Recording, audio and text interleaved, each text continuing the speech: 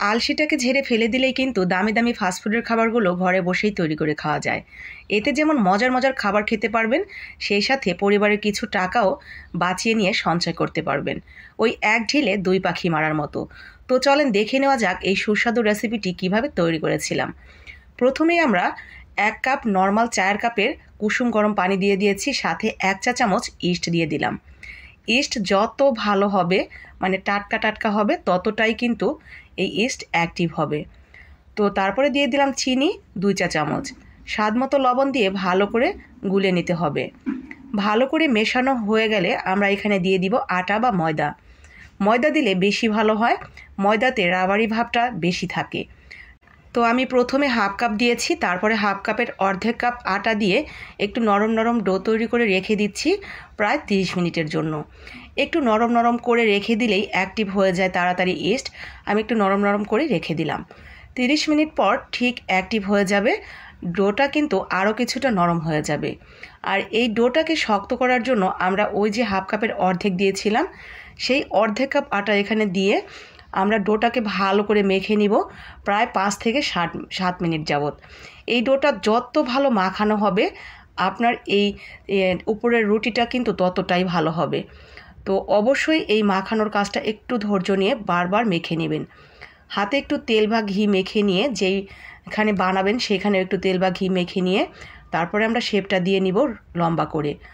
এখন নাস্তাগুলো যাতে একই সমান হয় তার জন্য আমি সমান করে কেটে নিচ্ছি। আমার 7টা হয়েছে।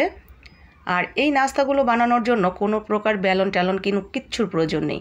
বেলাবেলির ঝামেলা ছাড়াই বানিয়ে নিতে পারবেন, একেবারে সহজেই নাস্তাটা বানানো। তো ঠিক এইভাবে চারধার থেকে আপনার উঠিয়ে সমান করে নিতে হবে। তারপরে একটু হাতে তেল বা ঘি মেখে নিয়ে আমরা একটু চ্যাপটা শেপ দিয়ে নিব বড় করে। একটু বড় করে নিয়ে তারপরে মাঝখানে একটা চপস্টিক বা কাঠি দিয়ে, যে কোনো একটা কাঠি বা চপস্টিক দিয়ে এরকম করে ফোল্ড করে নেব। একটা ভাঁজ দিয়ে মাঝখান থেকে কাঠিটা সরিয়ে দিব। এখন অনেকেই বলতে পারেন কাঠি দিয়ে ঢং করার কি দরকার আছে। দরকারটা শেষ পর্যন্ত দেখতে থাকেন, বুঝতে পারবেন যে এই কাঠিটা দেওয়ার আসলে দরকারটা কী ছিল। তারপরে ঠিক একইভাবে আমি সবগুলো তৈরি করে নিয়েছি। আপনাদের বোঝার সুবিধার্থে আর একটা দেখিয়ে দিলাম। এই রুটিটা খুব বেশি পাতলাও হবে না, আবার খুব বেশি মোটাও হবে না। সেমভাবে কাঠিটা দিয়ে ভাঁজ করে মাঝখান থেকে কাঠিটা সরিয়ে ফেলব।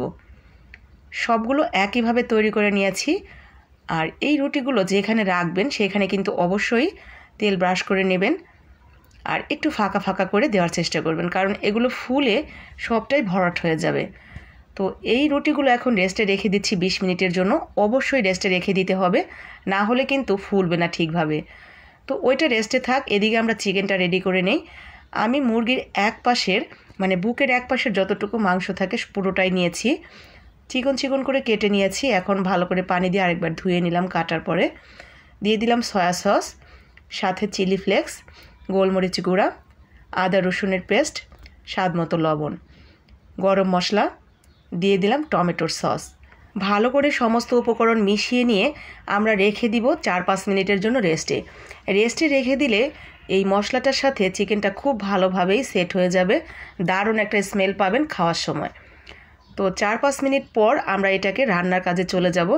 রান্না করার তেমন কোনো ঝামেলা নেই, কারণ রান্না কিন্তু 80% হয়ে গেছে। তো আমি রান্নার জন্য কালকে যে লাচ্ছা সেমাই তৈরি করেছিলাম সেই তেলটার মধ্যে থেকে একটু তেল দিয়ে দিলাম বেঁচে যাওয়া। তো নর্মাল সয়াবিন তেল দিয়েও হবে। দিয়ে তেলের উপরে দিয়ে দিলাম সেই মাংসটা। এখন এইভাবেই প্রায় 8-9 মিনিট রান্না করে নেব। তো 8-10 মিনিট রান্না করে নিলেই কিন্তু হয়ে যাবে। একটু অল্প আছে। মাখানোর সময় হলুদ এবং মরিচের গুঁড়া দিয়েছিলাম না, এখন দিয়ে দিলাম। ভাজা ভাজা করে সুন্দর করে নামিয়ে নিলেই রেডি হয়ে যাবে চিকেনটা। আমার চিকেনটা রেডি হতে হতে ওইদিকে কিন্তু আমার রুটিটাও একেবারে ফুলে ফেপে ডাবল হয়ে গেছে। পানিটা বসিয়ে দিয়েছি পাতিলের মধ্যে। পানিটা গরম হয়ে গেলেই আমরা দিয়ে দিব সেই বনগুলো দিয়ে আমরা ঢেকে দিব। ঠিক 2 মিনিট পর দেখেন বনগুলোর অবস্থা পুরো ফুলে গেছে। আর ঠিক 5 থেকে 7 মিনিট পর এরকম দেখলেই বুঝতে পারবেন যে এটা হয়ে গেছে। উপরে অনেকটা চকচকে হয়ে যাবে আর ফুলে একেবারে ডাবল হয়ে যাবে। তারপর আপনাদের বোঝার জন্য আমি একটা কাঠি দিয়ে চেক করে দেখিয়ে দিলাম যে একটুও কিন্তু কাঁচা নেই। তো এখন বলি আপনাদের, মাঝখানে যে কাঠি দিয়েছিলাম সেইটা কেন, মাঝখানে কাঠি দেওয়ার কারণ হলো এই ভাঁজটা দেওয়ার ফলে যাতে জোড়া না লেগে যায়। এই যে দেখেন খুব সুন্দরভাবেই খুলতে পারছি। আর এখন আমি এই মাঝখানে সেই চিকেনটা ভরে সুন্দর করে রেডি করে নিতে পারবো। আর এটা এত সুন্দর ফুলেছে, নরম হয়েছে, চায়ে ডুবিয়ে খেতে যতটা মজার ঠিক ততটাই মজার আজকে আমি যেভাবে তৈরি করেছি। 1 পিস 2 পিস খেলে কিছুতেই মন ভরবে না, মনে হবে যেন পুরোটাই খেয়ে ফেলি। এত বেশি টেস্টি হয় এইভাবে বানালে। আমার বাসার বাচ্চারা বড়রা সবাই খুব পছন্দ করে। আপনার বাসায়ও যদি এই ধরনের নাস্তা খেতে সবাই পছন্দ করে তাহলে কিন্তু একদিন বানিয়ে নিতে পারেন। আর হ্যাঁ, এইটা কিন্তু বাচ্চাদের স্কুলে টিফিনেও দিতে পারেন। ভীষণ মজার একটা খাবার। তো মনে ধরলে অবশ্যই বানিয়ে নেবেন, সেই সাথে বাকি আপু ভাইয়ারাও যাতে বানিয়ে খেতে পারে স্বল্প খরচের এই দামি খাবারগুলো। তার জন্য টুক করে একটা শেয়ার দিয়ে